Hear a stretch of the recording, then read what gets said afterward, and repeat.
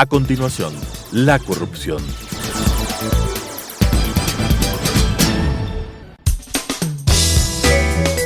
Clasificación B, bajo supervisión de un adulto. Son de exclusiva responsabilidad de sus autores y de quienes intervienen en ellos.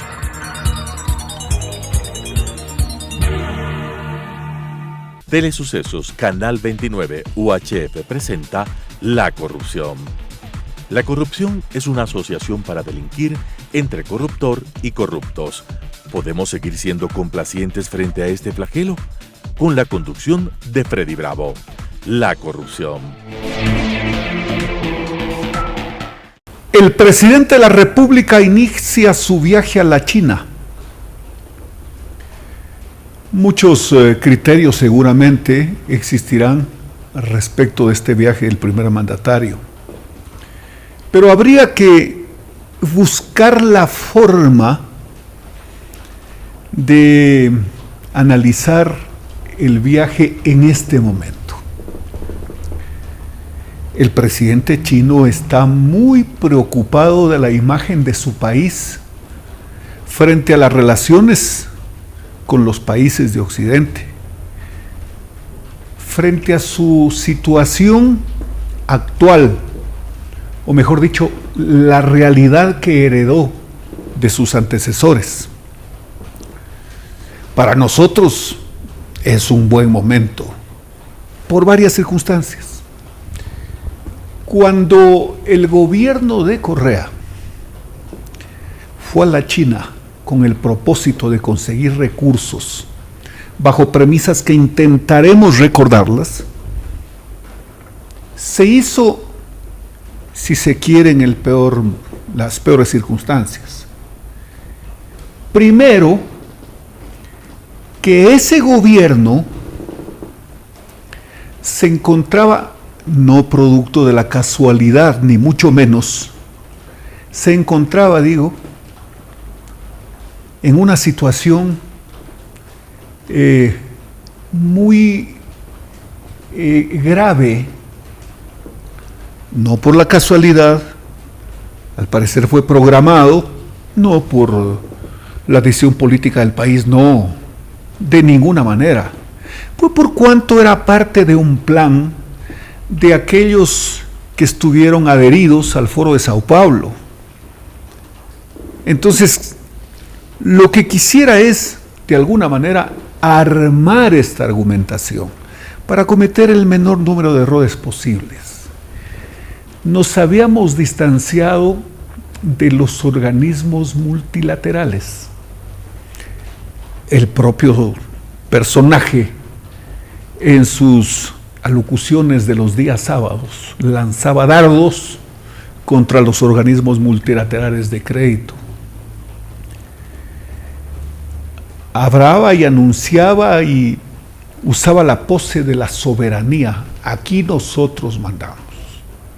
Primero la deuda social, luego la deuda con el Fondo Monetario. Este es un país soberano. Aquí no nos van a venir con las recetas. Y cosas como esas, que parecían habían sido superadas, pero de pronto las retomó. Ustedes recordarán, señoras y señores, el escándalo que todavía está como tal de la negociación tramposa en un cuartucho de un hotel con los representantes de los tenedores de deuda de los bonos 2030. Ese fue el debut del correísmo. Pero fue un debut escandaloso. En otras circunstancias habría sido catastrófico. Pero claro, ya ellos habían dado un golpe de Estado en el Ecuador. Es decir, se habían matriculado con el golpe de Estado, que no era otra cosa de más que una herramienta como para advertir al resto, al mismo Congreso heredado del golpe de Estado, es decir, a los manteles, les envió un mensaje. ¿Sí se han dado cuenta ustedes que apenas son manteles? Que si a los principales los voté, bueno, pues con ustedes será más fácil. Entonces se convirtieron en una especie de comensales y de habitantes del patio trasero del último cuarto de la presidencia de la República. Entonces, pues, hacía de las suyas el tipo. ¿Cómo fue esto los bonos 2030? El Ecuador tenía que cancelar una cantidad de dinero, más o menos por el mes de febrero. Pero desde que triunfaron en la segunda vuelta, dije triunfaron porque se me escapó, desde que fueron a la segunda vuelta, bajaron un poco el tono de eso que en primera vuelta y en las previas de la candidatura habían dicho que solo pagarán la deuda legítima. ¿Recuerdan ustedes? La deuda legítima. ¿Y la legitimidad de quién venía? ¿De qué organismo? ¿Cómo es que la medían? No, pues esa era una declaración de aquellas y de tantas otras que debió haber advertido a la gente en el Ecuador, pero no, ahí sí tienen un pecado. Dije tienen. No, pues, varios estuvimos en el otro lado de no creerle, desde que asomaba en una radio, hablaba como una especie de todólogo sin son ni ton. Pero quiero concentrarme en el hecho. Los tenedores de los bonos 2030, a través de sus aseguradoras, comenzaron a gestionar el pago. El Ecuador tenía los recursos en la caja fiscal,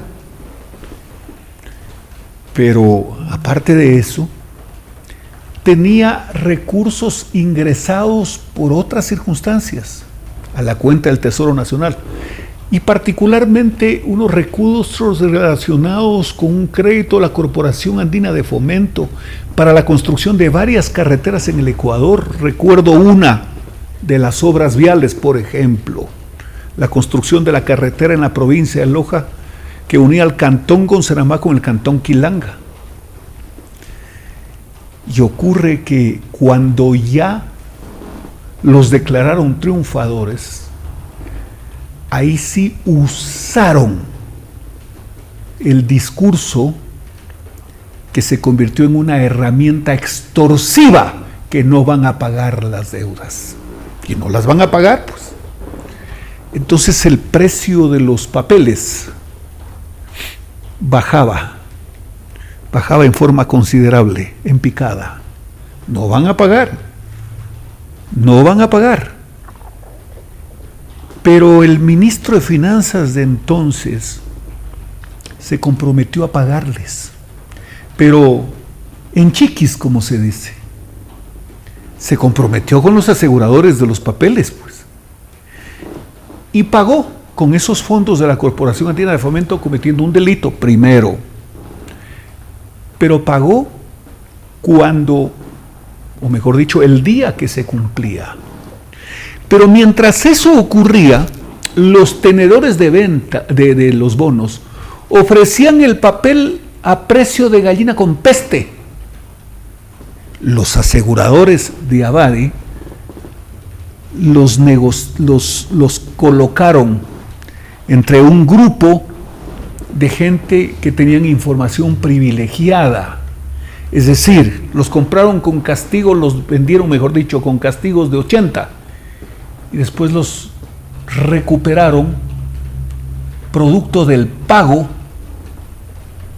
del compromiso que había hecho el Ecuador.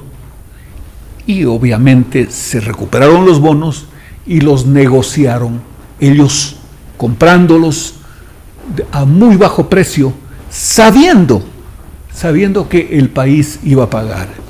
Esa fue la primera trampa. ¿Qué seguridad tenían los organismos multilaterales? ¿Qué seguridad tenían en el mercado de capitales de los tenedores de bonos? No, pues quedamos realmente en una situación impresentable. Luego de provocar todo este tipo de incidentes y corruptelas, fueron a la China. No estaba pues el actual presidente mandatario. Y ustedes recuerdan los problemas que por el 2009, 2010, 2011 incluso sentenciaron a pena de muerte a algunos funcionarios que habían cometido actos de corrupción en la China, si lo recuerdan, ¿no? De esos funcionarios con los que sus pares del Ecuador negociaban. Muy bien. Pero nosotros fuimos a la China en circunstancias terribles, pues, peleados con los multilaterales de crédito, sin credibilidad en el mercado de capitales. ¿Quién podía pensar en el Ecuador poner un centavo? Nadie. Ahí vino la condición de la China. Bueno, nosotros les vamos a prestar en tales circunstancias, en cuanto a duración del crédito. Bueno, pues inimaginable las comparaciones con el tradicional endeudamiento, con los organismos multilaterales de crédito. Además, ustedes me tienen que prendar el petróleo. Y en la negociación para liquidar capital e intereses había un monto acordado por cada barril de petróleo, donde se calcula que el Ecuador perdía alrededor de 3, 4 y 5 dólares por barril. ¿Se dan cuenta del atraco? Pero bueno, no solo eso, pues, no solo eso. Ya les dije, me prendan el petróleo. Es decir, lo que ustedes puedan explotar, me lo entregan a mí. Yo con eso me hago paso de la deuda. Y el Ecuador se quedó sin ese recurso que podía ser utilizado para negociarlo al andar, si se quiere, y poder ir cumpliendo otra serie de compromisos. Teniendo el recurso, puede negociar, pues, puede refinanciar una deuda. Esto parece de muy difícil comprensión, ¿no? De mucha lógica nomás, pues, de mucha lógica. Pero no solo ahí quedaron las cosas. No, la China le ofertó al Ecuador, seguramente, pues de aquí les dieron información de cuáles eran los propósitos en materia de obra pública. Y no es que descubrieron, porque habían estudios, etcétera, que los había hecho el INESEL desde hace muchos años, pero que el Ecuador no estaba en capacidad de invertir para hacer esas obras. No, pues en materia eléctrica tenemos varios proyectos. Y los chinos le dijeron, sí, nosotros les prestamos el dinero, por supuesto, les prestamos el dinero, nos entregan el petróleo, ponemos nosotros las condiciones en cuanto a tiempo, o mejor dicho, plazos, y a costo del dinero. ¿Estamos de acuerdo? Aparte de eso, hay un asuntito que queremos no proponerles, sino condicionarles como tema adicional. Nosotros ponemos el recurso humano. Nosotros les vamos a construir. Llevamos nuestros propios técnicos. Hay otro temita que quisiéramos con ustedes no pactarlo, no, que es una condición. Nosotros mismos nos encargamos del tema de la fiscalización. ¿Se dan cuenta? Nosotros ponemos el dinero, nos entregan el petróleo y ponemos las condiciones. Y nosotros les construimos. Nadie fiscalizó. Y miren ustedes lo que está pasando en este momento. Solo hablemos de Coca-Cola, Sinclair. ¿En qué porcentaje está funcionando esa generadora de energía? Ya ustedes han escuchado varias versiones, que 60, que 50, que 70, que 55, que 45%. Se advierte además algunos problemas de orden geológico en esa construcción. Es decir, el tema es impensable. ¿Cómo pudo el Ecuador haberse en esas condiciones endeudado? Hoy en día, el presidente se va a la China y se propone, primero, renegociemos la deuda. Y creo que es el mejor momento para eso. Porque a la China le conviene. No por el tamaño de nuestra economía, no. Le conviene porque esa es una política con la que quiere nuevamente amistarse, si se quiere, por decirlo de alguna manera. No. Además, reposicionarse en el exterior. Entonces, pues dice, no nos queda otra alternativa que dar señales. Parecería que además hay un acuerdo, o ya es una especie de preacuerdo, o está muy avanzada una negociación para un tratado de libre comercio con la China.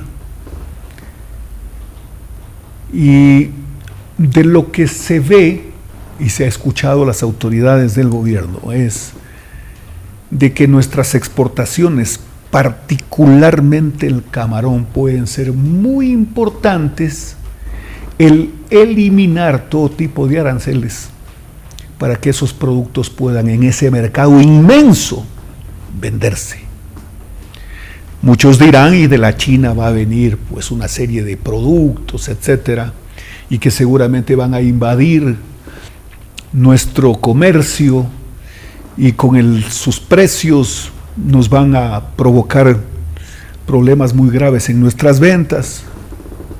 Todo eso tendrá que ser negociado.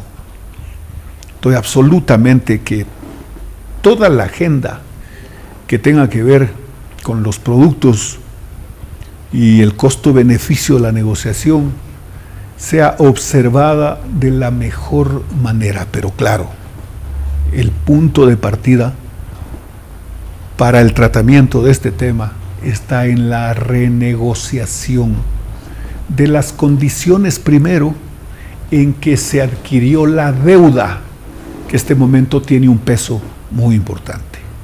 Bueno, y además nosotros este instante estamos en mejores condiciones, porque luego de haber retornado a nuestra buena relación con el Fondo Monetario Internacional, el Ecuador salió de la asfixia hasta para pagar sueldos.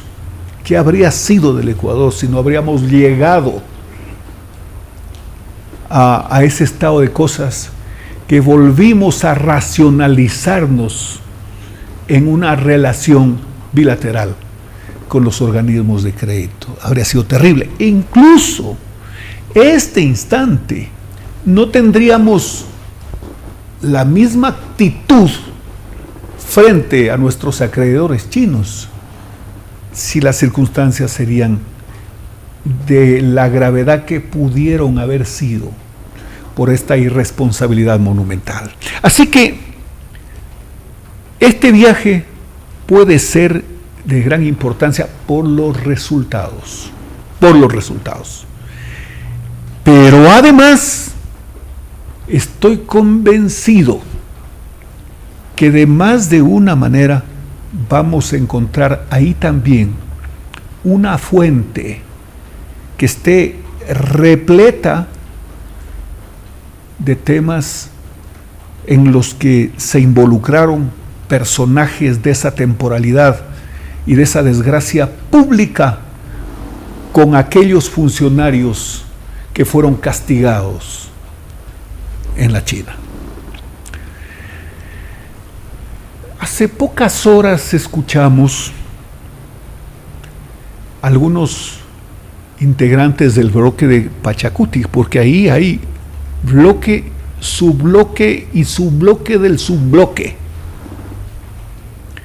insistir en la derogatoria de la ley tributaria que entró, cuyo proyecto en vigencia por Ministerio de la Ley.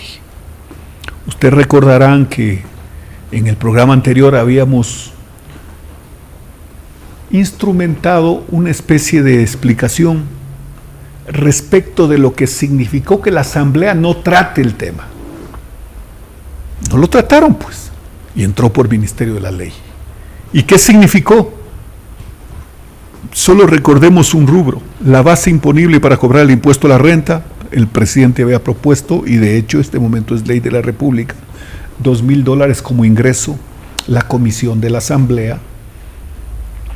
En las discusiones y en los conversatorios con los funcionarios de gobierno prácticamente habían llegado a un acuerdo que no sea 3,000, que sea 2,500, ¿se dan cuenta? Pero este instante, encabezados por el señor Quispe, porque es el más entusiasmado en cuanto a promover esta opción que no le está permitido por la ley, pues dicho sea de paso, la derogatoria de la ley. Y claro, pues, no podía faltar, pues, este raro personaje llamado Pavel Muñoz, que casi no se deja ver, tiene un perfil infinitamente bajo. ¿Qué habrá de por medio para alguien que en el correísmo era una especie de querer ocupar en un velorio, por llamar la atención, el puesto del muerto? De pronto, casi ha desaparecido. Pero hoy nuevamente asoma. No sé si por decisión personal o porque las disposiciones vienen. No, ahora te toca a ti. Porque así son las disposiciones. Te toca a ti. Y comienzan a manejar esto de la opción de la derogatoria de esa ley. ¿Tendrán autoridad moral una asamblea que no tramitó el proyecto como para pedir una derogatoria? No, pues. No, una derogatoria tiene autoridad moral para pedir una derogatoria de una ley un legislador que se presenta en el debate y vota en contra. No, pues, es que me ganó esta mayoría armada con, vaya usted a saber con qué clase de condiciones consiguieron los votos. Estoy hablando en términos generales. Entonces yo puedo pedir la derogatoria de una ley porque las fuerzas políticas me demuestran que están medio como cambiando de criterio, que también es algo que le está dentro de las atribuciones y facultades que tiene un legislador, pues de aprobar, negar, reformar, derogar, pues. Claro que sí. ¿Tendrá autoridad moral alguien que se salió y no dio su voto, ni en favor ni en contra? ¿Tendrá autoridad moral? No la tiene. ¿Cómo la va a tener, pues? ¿Cómo la va a tener? Si no optaron por las opciones constitucionales que le están atribuidas. Pero además, si se requiere de la iniciativa del Ejecutivo para aprobar un proyecto de ley, con el carácter de urgencia económica que tenga que ver con tributos, es obvio, pues, que el legislativo no puede derogarlo. Si el inicio para que exista solo le está atribuido al presidente de la República, esta es una chifladura, no es más. No es más. No es más, es una chifladura equivalente exactamente en el peso específico a cada uno de quienes integran la Asamblea. Nos vemos la próxima semana, señoras y señores. Qué gusto haber estado con ustedes. Las opiniones vertidas en este espacio por la producción y dirección del programa son de exclusiva responsabilidad de sus autores y de quienes intervienen en ellos.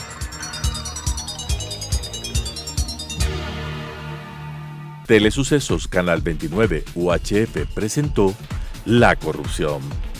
La corrupción es una asociación para delinquir entre corruptor y corruptos. ¿Podemos seguir siendo complacientes frente a este flagelo? Con la conducción de Freddy Bravo. La Corrupción.